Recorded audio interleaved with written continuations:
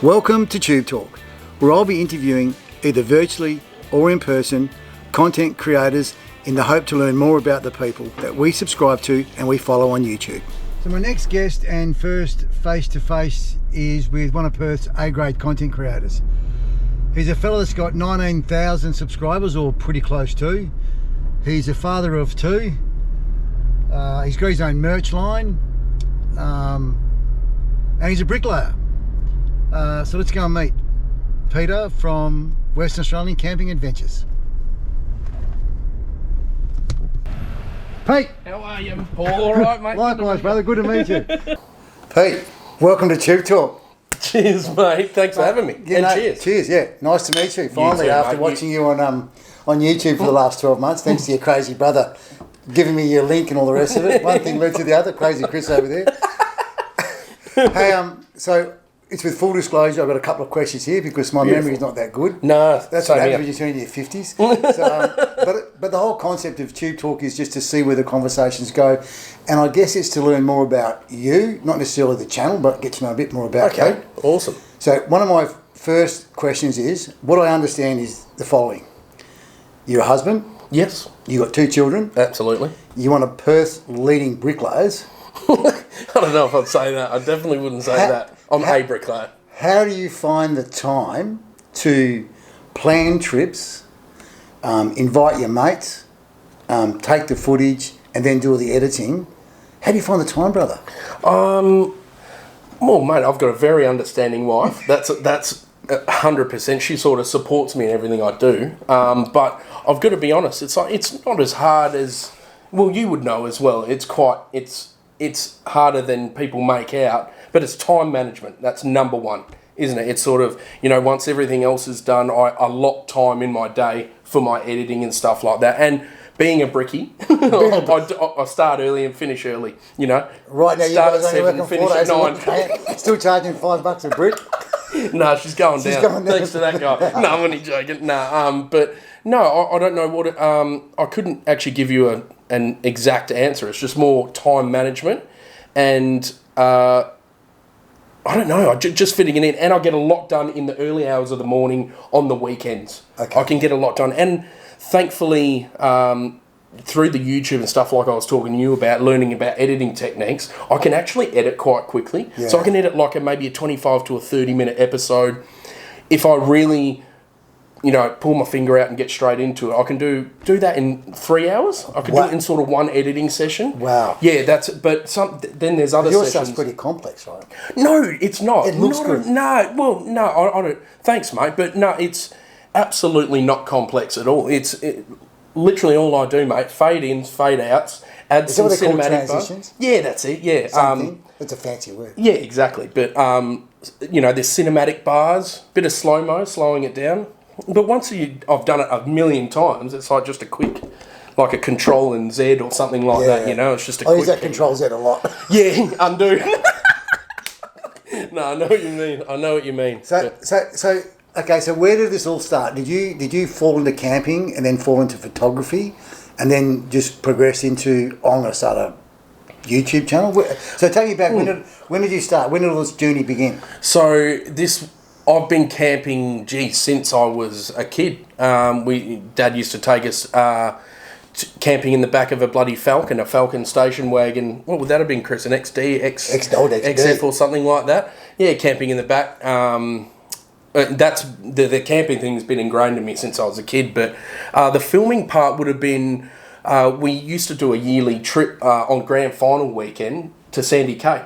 Okay, that's in June Bay, right? Yeah, so this would have been maybe 10, 15 years ago, and I used to sort of just throw together a few clips for the guys, and as I was saying to you, I'd started on Windows Movie Maker on this old shitty laptop that I had that Chris passed down to me. Did you steal it? Yeah, he probably fell off a truck for him. Yes, of course. And then it fell off his ute to me. No, but yeah, that's how it sort of started. I sort of started throwing together clips for the guys that went on the trip as a memory thing, and then I don't know what came over me one day. I remember I had like a little point and shoot, like a Handycam, like an older Sony Handycam, and I filmed this. I've kept it on the channel. it's good to make a mark of where you started and, you know, where you've gotten to now. But it's a cringy video. It's just sort of... So I can find that on your channel absolutely, now? Yeah.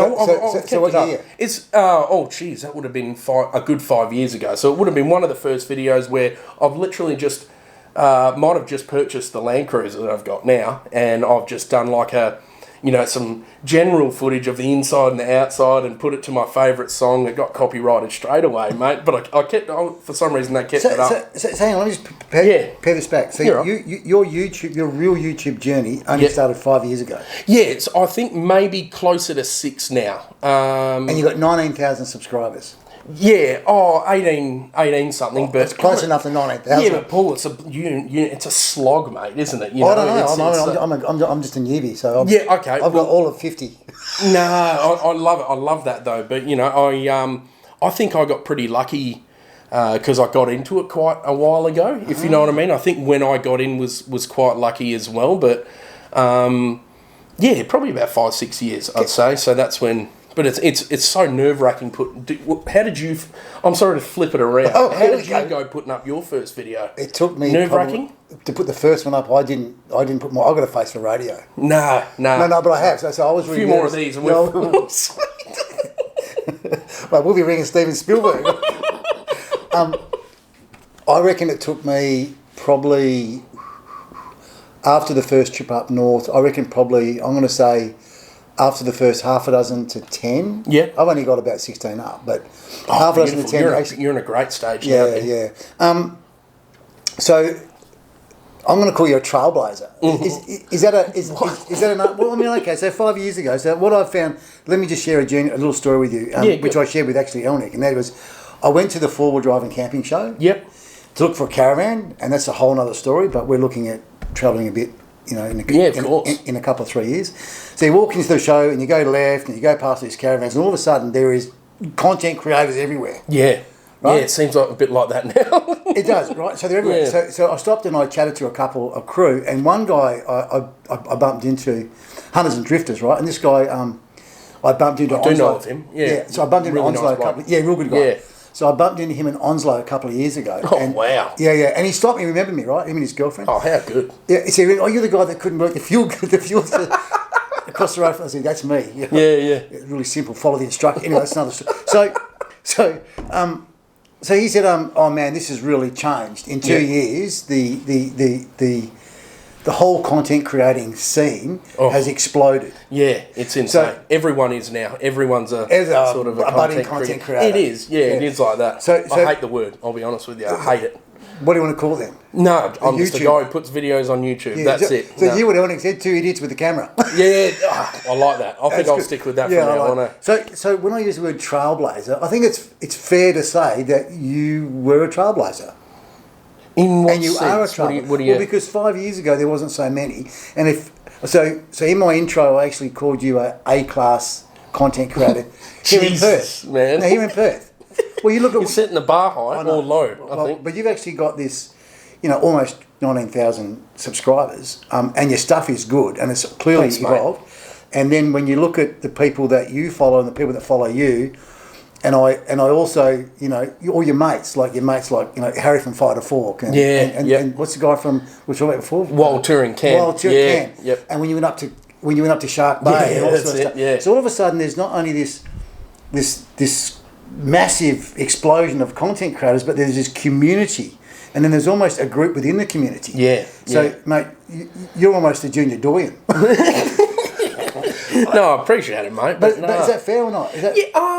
Oh, geez, there were a lot before me, though, mate. There was a lot, you think about all the other guys, there's Alex Intense, Oh, yeah. I took most of my inspiration from him. So he's come off now, right?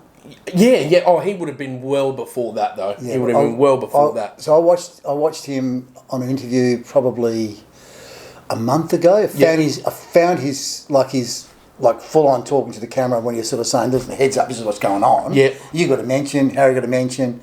When he said, you know what, I'm sick of chasing the algorithm. It does your head in. Yeah. And I can see how that could work. It could become addictable, right? Yeah. And I actually know of a few content creators in the scene that do that. They really, that's it.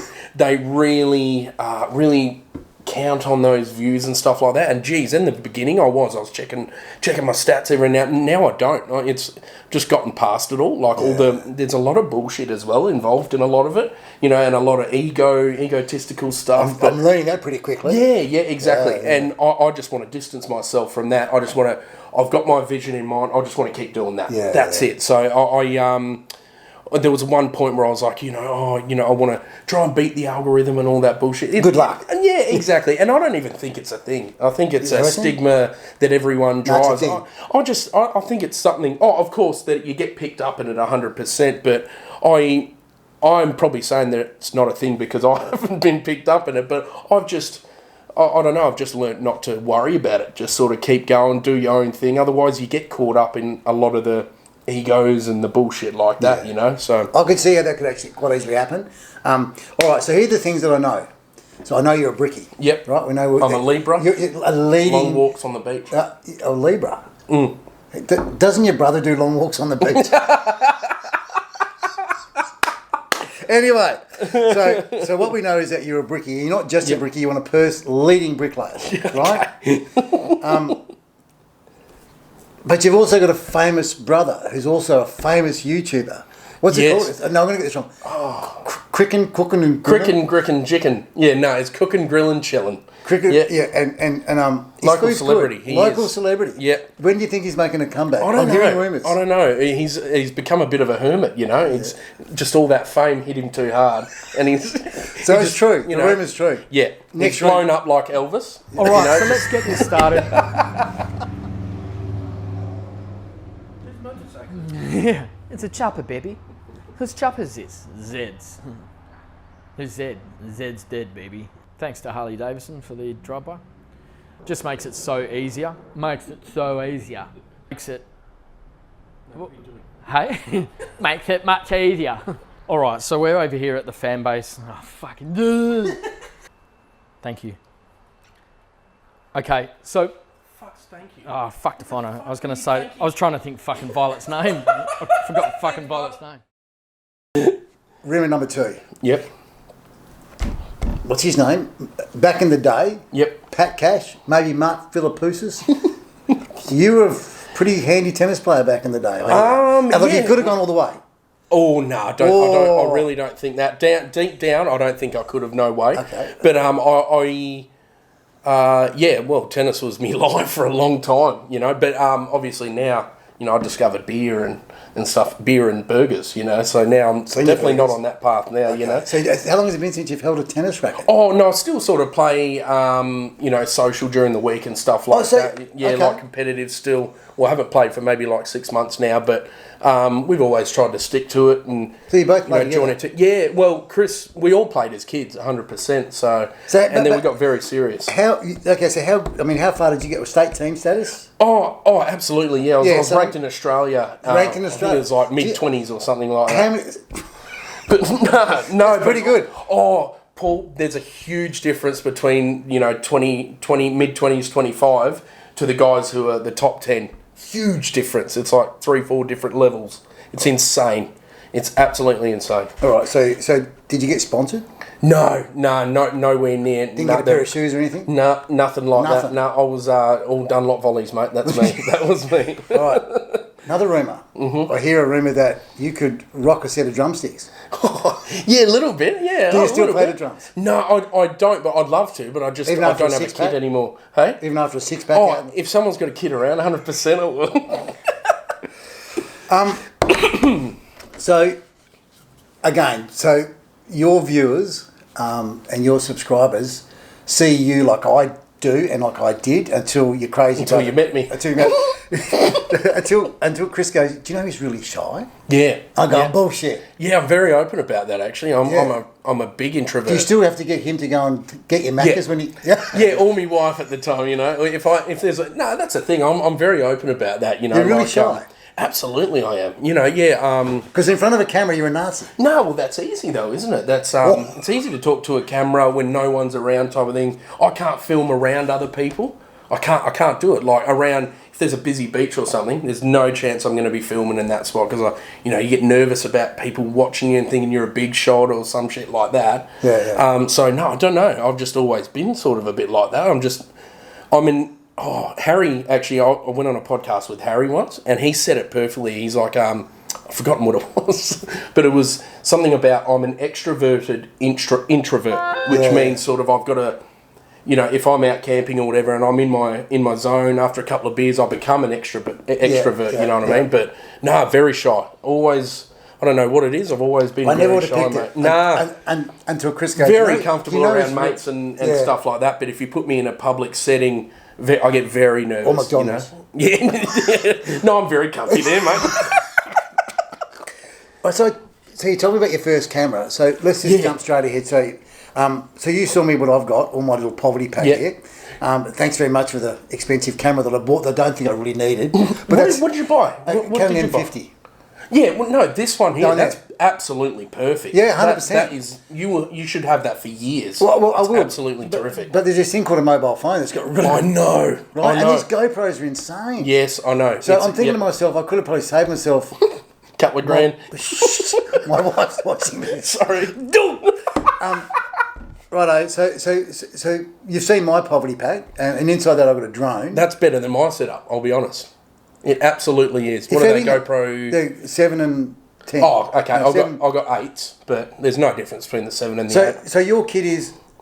Tell me your kit. So you got a camera, a couple of... Mine is pretty much identical to this. So I've got a mirrorless. I've got a mirrorless camera. Yep, with the kit lens, the lens that it came with. Same. Yep. I've got 2 GoPro 8s. Oh, maybe I've got a 4 as well, because the 4 is great for... Showing your age, mate.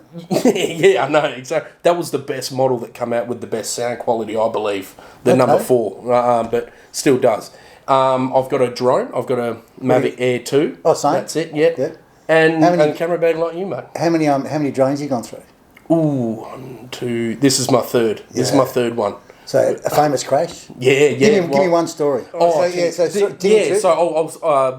I was on a tinny trip, and I'm driving along down the Murray River, nice and tight, pretty tight at the point, and sunset. You want to get that nice golden hour. So I got the drone up in the air, and I'm driving this tinny, and it's not the most easiest driving engine or whatever. So I have to sort of go and then move the drone while I've got that momentum. Anyway, the drone ended up hitting a tree, falling straight in the water, and my tinny... I'm looking at the screen, watching it fall down, and my tinny's going into, like, the marsh as well.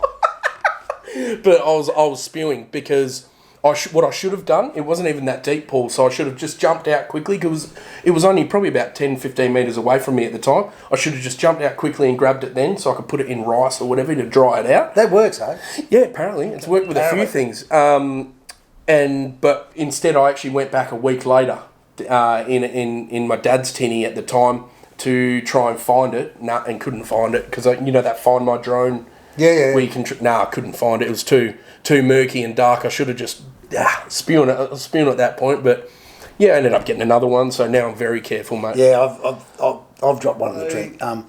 Because you're from WA, and because, as I mentioned before, you're in this group within a community or community within the community. This question is directed to outside of Western Australia. Okay. So, off the cuff, your favourite 3 YouTubers in no order, not in WA, because if you say one, the others only go, like, next time you go on a camping trip, what did you say me? so on the East Coast, who's your favourite 3? East Coast. Or outside of Western Australia? Okay. Probably number 1 would be Bo Miles. Do you watch someone called Bo Miles? No. I'm trying to actually get out of watching camping videos so much now, but doesn't have to be camping videos. No, 100%. So he just does greatest storytelling ever. Bo Miles, yeah. Has to be seen. So probably number 2 would be Scotty's Gone Walkabouts. I don't suppose he's an Aussie from over east. And then number 3... probably a cooking channel, Sam the Cooking Guy or something like that. Sam the Cooking Guy? Yeah, love it. I found out from Chris about him, so love him. Chris is a bit of an... Chris inspired Sam, yeah. Absolutely. So your platform, you told me before, you don't use Adobe, you use, what is it? DaVinci Resolve. Have you used that for the last 5 years? No, I've used that probably for the last good 3, and it's brilliant, mate, and it's free. So you open it up. Yep. So can you imagine? Can you recall back? You go your first day. I'm going to try this DaVinci, whatever. Yep. And you open it up. When I opened up Adobe Pro, yep. I actually started with DaVinci. And I opened it up and went, Jesus Christ. Yeah. I'm thinking, I'm sure a jumbo jet's got easier dashboard. No, I know what you mean, and it can be. And it can be. So then, as I shared with you before, the journey, when I bought my camera, this guy said, listen, I'll actually show you how to get the basics. And then a mate of mine in the Philippines took me. So I'm actually comfortable with Adobe. But you use DaVinci, and the reason why DaVinci is why? I find it a lot easier to use the workflow because with Adobe Premiere, I've used it in the past, 100%. I've found that it can feel like a cockpit, like there's buttons and shit everywhere. But with DaVinci, there's 5 main tabs at the bottom. You've got your file area, throw all your files in there. Then you go to your next tab, that's cutting and editing. Do all your cuts, edits, all your transitions and stuff like that. Next one, sound. Next one, colour grading. Last one, deliver, which means... So it's in order for you to follow. Yeah, so it takes if you think of it like that, 100%. And I would use literally less than 5% of the features that it has. But it's just powerful the way that it is. And it's free, mate. Jesus. There's a deep tight ass underneath here. I know. My wife's going to see this. She's going to say, you're paying $38. Mate, so your what's your signature camera shot? Your signature video shot? I reckon I know anything slow-mo. No, drone shot. Love my drone. I love playing around with my drone shots. Okay, so is there any one particular drone shot? Because you can use a drone or you can do the boomerang. So when you come to your favourite, so you've narrowed it down to your favourite or your favourite shot is your drone. Yeah. Which describe the favourite shot. Okay, so let's say we're going along the coast. Or your signature. Yeah, going along there. Oh, it's not mine. I've just learned it from somewhere, but I think it looks the best. It sort of puts across that time you're getting somewhere. It's saying that in the story. So cars are going like that, and you bring the drone like that, just in a diagonal, and let the cars drive past. So is it tracking as you? You're coming? No, I hardly ever use that tracking ever. So all I do, and I find that people overcomplicate it. So if you're running in a straight line, or if you're doing a track or whatever, just diagonals. That's all I do. I'll do for like 3 minutes straight diagonals, and then I'll do a straight run towards the car, back from the car, all basically the same shots. And then if you stuff around with the drone too much and, turn the camera too much, it makes it look a bit shitty, don't you think? Like if there's too much movement. If you do less movement, more veering, that's how I've found it. So just easier movements. Okay, let me give you a subscriber's perspective on what my favourite shot is when you're in slow-mo and you have this... you got 4-wheel drives either driving towards you or driving away from you, and it's in slow-mo and it's almost blurred. Oh, I love it, mate. Yeah, I love that. I love where you got the cars and then everything's blurred. Jeez, I don't know. I just zoom in, mate. That's it. We'll call it a Pete shot. A whacker shot. Beautiful. A whacker shot. All right. So random. And we can cut this out if you're not happy with it. But I'm trying to get my head around Patreons. Yeah, good. So you got Patreons? Yep, 100%. So how do you treat your Patreons? And do you get Patreons that reach out to you, or do you do like a blitz every now and then to try and get more? Or help me understand why someone's paying for you to have a lot of fun. I'm glad. Yeah, 100%. I'm glad you asked because at the end of the day. The reason I have Patreon is because I find that it's... I'm looking for a beer sponsor, by the way. Yeah. I find it's quite easy.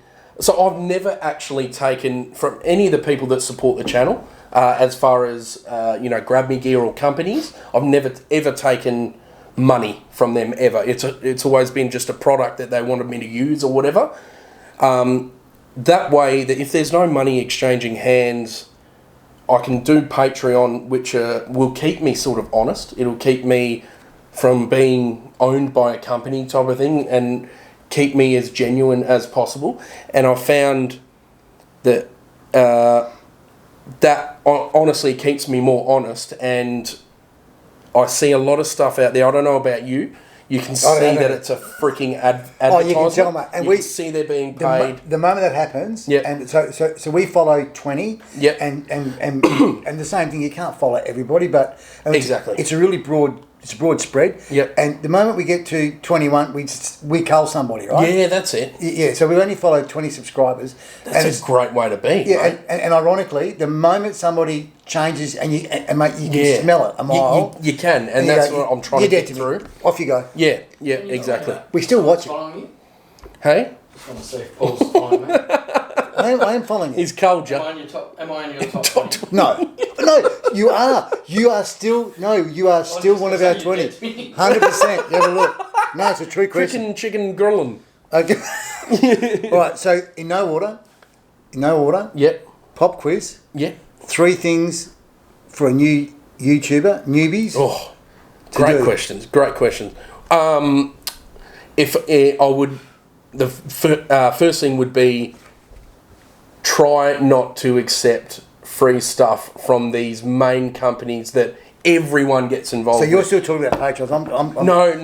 New YouTubers. So you think me? I've only got 50. I'm going to get somebody to come and go. I'm going to give you a free hat. I'm telling you, absolutely, you'll get email if you put up an email on your stuff on your socials. Fair dinkum. Yeah, you get companies like I reckon I could name 5 right now.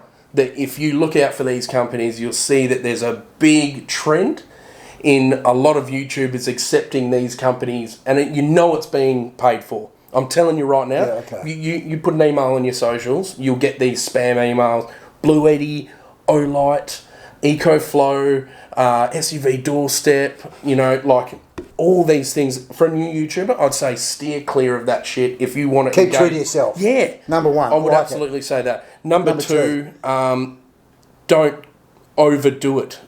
Be yourself. Don't overdo it, and don't overcapitalise. Don't go out and buy be relatable. Very expensive camera. No, Pete. That type of shit, that's you investing in yourself, mate, and 100%. I've done little bits and bobs like that. Let my wife know invested in us. Yeah, exactly. But no, and one more. Stay within your means. That was the second one type of thing, relatability is number 1. But third one would be, do not compare yourself to anyone else and just do what you want to do. Do what you think you'd love to watch. That's about it. That's wicked. Okay. Sorry, mate, not as insightful. No, that's out of the 3. It's just interesting. Yeah, right? Of course. So again, as a newbie YouTuber or as a newbie content creator is what I like to describe myself. I don't see myself as a YouTuber. However, the stuff I've taken photos and videos of stuff that we've done. Good. And we've used a platform to create something that we can, go back and reflect on. And be proud of as well. Yeah, 100%. 100%. All right, so favourite trip? Okay, a few rookie errors during my interview with Pete. One of them is the camera that I use, the Canon M50, turns itself off after 30 minutes. So the first 30 minutes, which you've just watched, is all on the Canon M50, which turned itself off, and I was not aware, so I had to transition and continue to use one of the GoPros. I would have liked the second part of it on the GoPro number 10. However, I had it set on 4K, so it chewed up all the battery life, and it died after 17 minutes, which means that the back end of this video is all done on the GoPro 7. So apologies, but I hope you still enjoy. Favourite trip? Is it a solo? Is it 4-wheel drive? Tinny? Which one? What's your favourite? Oh, mate, there's going to be there's 2 on the same the same level there. So number 1 would be my first solo that I filmed. That was like D'Entrecasteaux National Park. 18 months ago? Yeah, it was a while ago, and I've just never had such a free feel. I've never enjoyed filming so much as on that trip. Because you have this thing where you feel like you're slowing guys down, starting and stopping, and wait there, I'm going to get this shot of you coming past. You feel like a bit of a burden, but it'd be a even front on that. But and the Ningen Station trip that I did, I don't know what it was. No, that would this one here. It really just blends in with the rest of them. It just looks like another video, but. We cooked some steaks on a rock. I don't know if you remember. Yeah, but anyway, one of the best trips of my life. Just solo again? No, this was with a group of guys. I don't know if it was the guys I went with, but I came back from that trip like changed. Something changed in me. It's just amazing. You've changed. Yeah. Did your wife say that? You've changed? Yeah, I just started wearing all this sponsor gear. Started, flogging Blue Eddies. Okay, so 5 quick questions. Yeah, right? let's go. So don't think too much about them. Nah. Best Docker player and why? Best Dockers player and why? Oh shit! I'm gonna say Winston Abraham from back in the day because that was the only one that I really knew. I'm not really a footy guy, so delete this interview. Okay, where do you want your sauce? In the fridge or the cupboard? Cupboard. Yeah. What about you? What are you? I'm a fridge guy. Oh, goes all hard. What are you? What? Tomato sauce and It's in the fridge. barbecue sauce in the fridge. Oh, barbecue sauce. No, In the cupboard. fridge. What? Cupboard. Is it? You do. In the fridge. You guys actually read the back of the bottles as well, right? No. Refrigerator after I'd say No, I'm he a fridges. I'm a fridge guy. No, Same as cupboard, water. mate. Are you an ambient water temperature guy or cold? No, cold. Yeah, Ice same. cold. Ice Ice cold. cold. Trifecta. I love these. I like that. It's a great idea, these questions, mate, because you build a personality, don't you? Yeah. So this is probably the last time we'll catch up since I've got some Okay. sauce in the fridge. So the person you would like to have dinner with, so if you could pick someone to have dinner with, who would it be? And anyone around the world. Yeah, I know it sounds Could weird. be famous, could be Yep. Chris. Adam Sandler. I don't know why it's Adam He's Sandler. funny. Oh yeah, it's something I love about him that he hasn't changed since he started making movies. Still a lovely guy from what I could Adam see. sound like it. Yeah. Okay. What's your favourite dinner meal? Oh, that at actually, home, that's okay. no, I've got Anyway, that. I've got that. you So got it's okay. crumbed lamb cutlets. Crumbed lamb cutlets. It's actually my wife's nana's recipe. Crumbed lamb Is your wife cutlets. Italian? No, full Aussie. Don't they have not lamb cutlets, they have lamb schnitzels? Lamb, Yeah, that's it. something Yeah, like that? yeah. Oh wow, okay. Mash and a salad. Love it. So we go right back. So Go on. so we touched you're a husband Yes. and you're a dad Yep. and you're one of Perth's leading bricklayers. Let's go back to your wife. Yeah. Why did she fall for you and say yes when you asked her to marry her? That's a good one. I don't know. Because the ring wasn't even that expensive, so can't say she's in it for the money. I don't know. She married a brickie, mate. I don't know many poor brickies, just saying. Yeah, because I actually said to her, I said, look, if you're going to take me on, you're going to have to go and buy all my big ticket items for me. Okay. Because I'm a nervous guy. Yeah. But no, I don't know. Apparently, I don't including McDonald's. Yeah, it's exactly. No, there's nothing else. Must be the size of my belly. No. This is a children's. So on a serious note, so what did she see in Pete to say yes? I don't know. Maybe number one thing I like out of anything is having a laugh. I always just like to have fun. Yeah, make the best of any situation. Your laugh is very what's the word? Infectious. Yeah, no, yeah, I've been told that, but I've also been told I sound like a hyena. But this is for free. So the subscribers that we follow, and I think you mentioned it. We're not too sure if you haven't. So the only people that we met, and they were my first virtual. Yeah, loved it. So authentic. Yes. So Pete, you're very authentic. Thanks, mate. Thanks. And you don't know me though. All right. So tell me something about your brother. Tell me something random about Crazy Chris brother. Yeah. All right. That's a funny story. Just give me one. I know there's a couple. No, I've got like some little things that are very like quirky about him.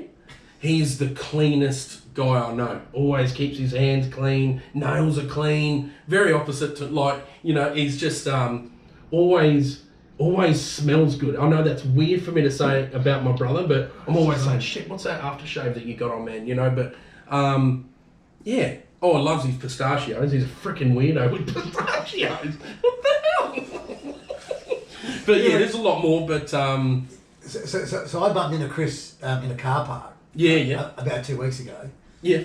And I don't know how we got on the conversation. He says, I remember the day. I remember when I actually spent a night in the clink. And he tells me the story. And that's a story for another day. I think maybe you and your brother can maybe Actually, I've got to put. Yeah. Actually, I know exactly what story he's talking about. Yeah. And that involves pistachios. It does. You've eaten them. Oh, that's gold, dude. So what's the plans for Wacker, mate? So do you intend? I mean, are you going to be bricky for life and then just do this on the side, or is there an end goal? yeah, there is an end goal now, but it's a lot different to what I thought when at the start. You know, at one point I thought, oh, I'd love to do this as a job, you know, but I've realised that I don't think that's possible for me. I think it's very possible for me because I've pivoted a little bit. I would love to do this 3 days of the week. You know, like have enough for it to do. Why are you still charging $5 a brick? Yeah, exactly. Nah. But I still like bricklaying, so I'd like to sort of do 2 days a week bricklaying, and then use the rest of the week to do this. You know, and go out and film and stuff like that. But I think that's quite possible. I'll back myself and say I think I can get there if I really put my head. Yeah, if 100%. But yeah, apart from that, I'm just going to put my head down, bum up. I want to try and up the schedule of my uploads as well. Like I'm sort of trying to do weekly now, but I know I'm not going to be able to, but sort of 2 weeks in between videos is a long time for a series, if you know what I mean. If you know, after 2 weeks, you're sort of like, oh, what happened? Well, I don't even remember this guy, you know. So, but no, I think it's a possibility, and I think I'm going to go for it, absolutely.